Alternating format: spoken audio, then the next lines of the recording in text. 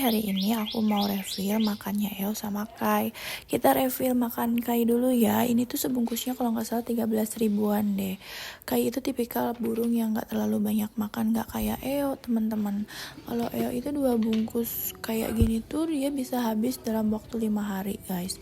Karena dia itu emang banyak banget makannya, gembul. Badannya aja gede gendut ya kan. Tapi nggak apa-apa, aku tetap cinta sama mereka. Kai itu sekarang dia tuh galak banget teman-teman. Jadi aku tuh kalau ngasih makan Kai itu nggak pernah masukin tangan, pasti dengan cara begini karena dia tuh suka gigit-gigit. Tapi yang penting makannya selalu penuh dan pupnya selalu aku bersihin setiap hari biar kalian semua tetap sehat. Terima kasih ya udah nonton mini vlognya aku. Semoga kalian semua selalu sehat. Dah.